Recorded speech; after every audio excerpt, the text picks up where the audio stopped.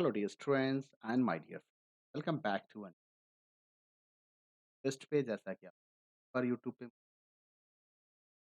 Sir class 12th information technology 2023-24 के syllabus को एक बार डिस्कस। तो आइए आज हम उसके सिलेबस को डिस्कस करेंगे और उसके सिलेबस के लिए अब आप सिलेबस आप देखोगे कहाँ से यहाँ पे सीबीएसई स्किल आएगा। तो नाउ यू विल आप यहाँ पे क्लिक आप सीबीएसई आ जाएंगे। यहाँ आने के बाद आपको करना क्या है, सीनियर सेकेंडरी लेवल क्लास 11-12 के ऑप्शंस पे जाना है 2024 और यहाँ से मैं सिलेबस ओपन कर। तो जैसा कि आप देख सकते हैं आपके सामने आ चुका है और ये सिलेबस अभी जो आपके सामने दिख रहा है ये क्लास 11th है, दोनों का ही है। बट स्टार्टिंग सिलेबस क्लास यहाँ पे आपको क्लास 11th का सिलेबस मैंने ऑलरेडी आपके साथ डिस्कस किया हुआ है, आपको बता रखा है कि आपको क्या-क्या पढ़ना है। और क्लास 11th में जो आप जावा एंड मायसीक्वल पढ़ते हैं, पढ़ के आएँगे, ये आपके लिए काफ़ी इम्पोर्टेंट हो जाएगा यूनिट 4 एंड 5। तो अगर आपने इसको डिस्कस नहीं किया है प्रॉपर्ली तो एक बार फिर से रिवाइज़ कीजिएगा, अगर आपकी ज़रूरत होगी तो मैं इसका वीडियो बना के बताऊँगा। चलिए हम पहुँचते हैं सीधा क्लास 12th के सिलेबस। तो क्लास 12th के सिलेबस पे अगर मैं आता हूँ, तो यहाँ पे क्या-क्या देखने को मिलेगा, class 12th syllabus for information technology system. इस सिलेबस में आपको सबसे पहले ये जानना चाहिए कि syllabus theory exam total exam 100 marks का हो। उसमें से थ्योरी 60 मार्क्स के होंगे और प्रैक्टिकल्स आपके पे होंगे। के बाद अगर आप देखिएगा यहाँ पे जो कंसेप्ट्स क्या-क्या आपको देखने हैं, तो the complete syllabus are divided into 2 part में ये डिवाइडेड हैं। वो 2 पार्ट क्या है, उस 2 पार्ट में आपका सबसे पहला आ जाता है पार्ट ए और पार्ट ए स्किल कहते हैं, जहाँ पे आपको total 5 unit study 1 communication skill, unit self management skills, unit 3 ICT skills, unit 4 entrepreneurial skills and unit 5। और ये सभी यूनिट्स का अगर वेटेज देखिएगा तो कम्युनिकेशन स्किल का 2 मार्क्स का वेटेज है, सेल्फ मैनेजमेंट 3 और आईसीटी स्किल का 1, ठीक है? और थ्योरी एंड प्रैक्टिकल्स ये क्या लिखा हुआ है maximum marks for theory and practical, ठीक है? तो उसके हिसाब से चलें और एंटरप्रेन्योर स्किल्स आपके 3 नंबर के होंगे और ग्रीन।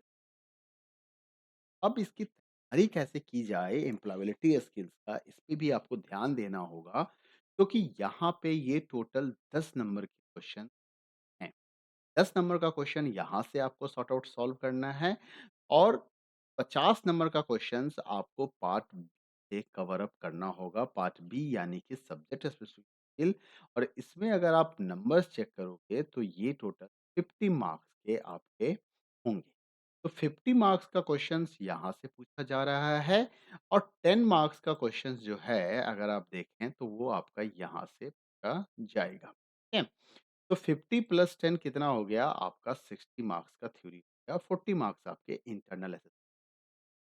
अब अगर मैं इस 10 मार्क्स को ध्यान से देखूं तो 10 मार्क्स लाने के लिए क्या करना होगा, ये सैंपल पेपर डिस्कस आपको बताऊंगा कि आप यहाँ से कैसे 10 मार्क्स ला सकते हैं और इसमें से किस किस यूनिट को पढ़ना चाहिए। बट अभी क्योंकि आप स्टार्टिंग लेवल पे हैं तो आप इन सारे यूनिट को एक बार जरूर स्टडी करें और इसके वीडियोस भी आपको मिल जाएंगे पे, जहाँ से आप इसके वीडियो को देख सकते हैं। चलिए, अब हम बात कर लेते हैं सब्जेक्ट स्पेसिफिक स्किल। इस सब्जेक्ट स्पेसिफिक स्किल में आपको क्या-क्या पढ़ना है? अगर सब्जेक्ट स्पेसिफिक स्किल को ध्यान से देखा जाए तो टोटल 4 यूनिट हैं। Unit 1, unit 2, unit 3, unit 4। Unit 1 की बात करें तो यहाँ डेटाबेस कंसेप्ट यानी कि आरडीबीएमएस टूल्स के बारे में पढ़ना है। यूनिट 2 जो operating web based application, unit 3 आपका जावा है और यूनिट 4 आपका वर्क इंटीग्रेटेड लर्निंग आईटीडीएमएस। अगर हम मार्क्स की बात करें तो यहाँ से 15 मार्क्स के क्वेश्चंस, 15 मार्क्स यहाँ से 10 मार्क्स के क्वेश्चन, यहाँ 20 मार्क्स के क्वेश्चन और यहाँ से आपको 5 मार्क्स देखने को मिलेगा। और इन सबको अगर आप ऐड कर दोगे तो इन टोटल ये 50 का हो जाएगा। तो माय डियर फ्रेंड्स, अब बात आती है कि हमें इसके अंदर में डिटेल सिलेबस क्या है जो हमें को मिलेगा। या हमें कैसे पढ़ना चाहिए। चलिए पार्ट सी की बात भी कर लें। पार्ट सी आपका प्रैक्टिकल वर्क है, प्रोजेक्ट वर्क है जो इंटरनल असेसमेंट में काम आएगा। यहाँ पे जावा प्रोग्राम से 10 क्वेश्चंस हो गए, एसक्यूएल क्वेरीज से आपके 10 मार्क्स मिलेंगे। प्रैक्टिकल फाइल जिसमें कि 15 जावा प्रोग्राम्स और 15 माइस्क्ल क्वेरीज होने चाहिए, यहाँ से 10 नंबर के।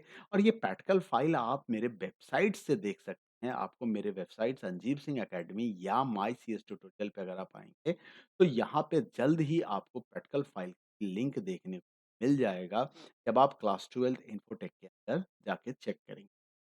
मैं अतिशय ये भी आपको प्रोवाइड करूंगा। मैं इस पे काम कर रहा हूँ तो आपका काम आसान हो जाएगा यहाँ से। ठीक है? तो ये आपके और उसके बाद 5 नंबर्स का आपका वाइवा का भी क्वेश्चंस आएगा। तो ये टोटल कितने हो गए 35 मार्क्स। उसके बाद आपको एक प्रोजेक्ट वर्क करना है। कोई भी एप्लीकेशंस आपको बनाना है यूजिंग जावा नेटवर्क एप्लीकेशन को डेवलप करना है। अगर आप माइस्क्ल कनेक्टिविटी प्रोजेक्ट बना दें तो इट्स सो गुड और यहाँ पे आपको उसके 5 ये तो मैं आपको प्रोजेक्ट बनाना भी बताऊँगा कि आप कैसे नेटविन्स आईडी को यूज़ करके जावा माइस्क्ल का प्रोजेक्ट बना सकते हैं। अब आते हैं ज़रा डिटेल सिलेबस को एक बार चेक कर लें कि डिटेल सिलेबस में आपको क्या-क्या करना है। एबिलिटी स्किल का सिलेबस तो आपको ये देखने को मिलेगा। आप यहाँ से डिटेल सिलेबस चेक कर सकते हैं कि एम्प्लॉयबिलिटी स्किल्स में आपको हाँ, है। मैं अभी बात कर रहा हूँ, अभी जो मेरा टारगेट है मैं आईटी के बारे में, आईटी सब्जेक्ट स्पेसिफिक स्किल्स के बारे में आपसे और इसके बारे में मैं आपको बताना चाहूँगा कि यहाँ आपको डिटेल सिलेबस क्या जानना है। तो आइए ज़रा देखते हैं, सबसे पहले अगर मैं डीबीएमएस कांसेप्ट्स की बात कर लूँ, यूनिट 1 की बात करूँ, तो यूनिट 1 के अंदर में आपको जहाँ पे आरडीएमएस टूल्स की बात की जा रही है, जो 15 मार्क्स का वेटेज लेके बैठा है, यहाँ पे बेसिक ऑफ आरडीबीएमएस आपको पढ़ना है। SQL commands, creating and opening database, creating and populating tables, modifying the content, structure of table, ordering and grouping, and operating with multiple tables पढ़ने हैं। ठीक है? के बाद अगर मैं आगे चलता हूँ और हम आ जाते हैं 2। अगर मैं यूनिट 2 के बारे में देखूँ और यूनिट 2 में अगर मैं चेक करूँ, यहाँ पे आपको क्या-क्या पढ़ना है। यूनिट 2 जो कि आपका ऑपरेटिंग वेब बेस्ड एप्लीकेशन है, जहाँ से 10 नंबर को आपको काफ़ी ईज़ी सा चैप्टर है और ईज़िली आप 10 नंबर यहाँ से ले सकते हैं।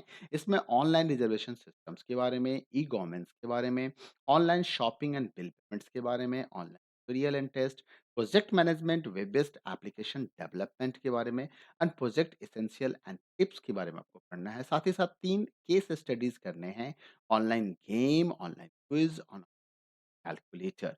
अगर आप इन चीज़ों को केस स्टडीज़ को आप ध्यान से देखें, तो आपको एक आइडिया मिल जाएगा कि आपके जावा का नेटबिन्स आईडी में प्रोजेक्ट क्या बनाना चाहिए। अब आ जाते हैं यूनिट 3 जो काफ़ी इम्पोर्टेंट है और इम्पोर्टेंट इसलिए मैं कह रहा हूँ क्योंकि यहाँ आपको 20 मार्क्स के यहाँ से तो अगर आप 60 आउट ऑफ 60 स्कोर करना चाहते हो, तो बिना यूनिट 3 के आप इस काम को नहीं कर पाओगे। तो एनी हाउ आपको यूनिट 3 को तो पढ़ना ही होगा। इस यूनिट 3 में fundamentals of Java programming, introduction to Java object के बारे में आपको पढ़ना है।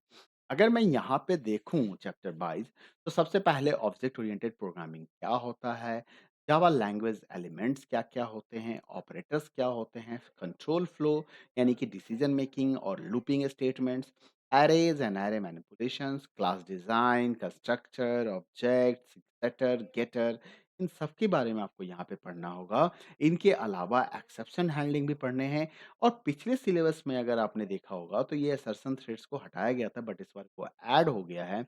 Assertion threads, wrapper class and क्या नहीं पढ़ना है, तो अगर बुक के हिसाब से देखें, तो फंक्शंस का टॉपिक यहाँ पे मुझे देखने को नहीं मिल रहा है, बट क्लास डिज़ाइन में क्योंकि हमें फंक्शंस बनाना होता है, तो फंक्शंस एक हिडन टॉपिक है जो आपको पढ़ना होगा।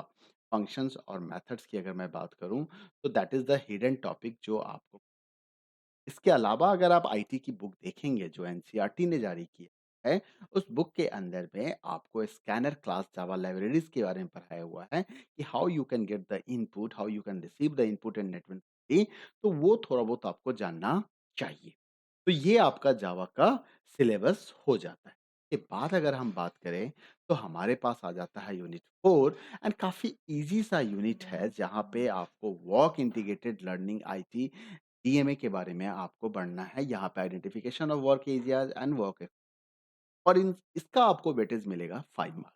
तो इन टोटल अगर मैं सबको समराइज़ करना चाहूँ, तो जैसा कि चैप्टर वाइज़ देखें, तो 10-15 नंबर तो डेटाबेस से आ गया आपका, 20 नंबर आपको यहाँ से आ गया, तो 20 प्लस 15 कितने हो जाते हैं, 35 हो जाएँगे और प्लस 15 नंबर का आपको तो सेकंड और थर्ड, फोर्थ यूनिट रहेगा, इस तरह से 50 मार्क्स। तो यानी कि एम्प्लॉयबिलिटी स्किल तो देखो आपको कंप्लीट करना होगा, साथ ही साथ यहाँ भी इन चारों यूनिट्स को अभी आपको पढ़ना चाहिए।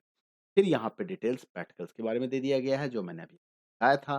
तो प्रैक्टिकल्स में भी आपको 40 नंबर मिल जाएँगे और आई एम एन्श्योर दैट कि भाई ये तो नॉर्मली आपके सब्जेक्ट टीचर्स जिस स्कूल्स में आप हो, वो स्कूल वाले ही इतनी हेल्प तो आपको कर देते हैं कि आप इसमें स्कोर कर सकते हो। हमारे एंड से मैं आपको प्रोजेक्ट बनाना भी बता दूँगा और आपको प्रैक्टिकल फाइल भी तैयार करके दे दूँगा, तो सो दैट कि आपका काम थोड़ा आसान हो जाए। बट प्रैक्टिकल वर्क तो आपको खुद से ही करने होंगे एग्ज़ामिनेशन। तो this is the complete information about the syllabus. यहाँ पे कुछ करियर अपॉर्च्युनिटीज़ बता रहे हैं कि after study of this information technology syllabus आपको क्या-क्या अपॉर्च्युनिटी मिल सकता है। तो ये रहा complete syllabus about computer information technology paper code 802 के बारे में। मिलते हैं अगले वीडियो में जहाँ पे मैं चैप्टर्स के बारे में आपसे डिस्कस। तब तक अपना ख़्याल रखिए, वीडियो पसंद आया हो तो लाइक करें, चैनल सब्सक्राइब नहीं किया तो सब्सक्राइब कर लें और बेल आइकन को दबाना बिल्कुल ना भूलें। चैनल सब्सक्राइब इसलिए कर लें ताकि आपको नोटिफ़िकेशन रहे और आप रेगुलर अपडेट्स लेते रहें और आपके टाइम पे आप उस वीडियो को देख पाएँ और अपनी तैयारी पूरी। Thank you, bye bye, take care.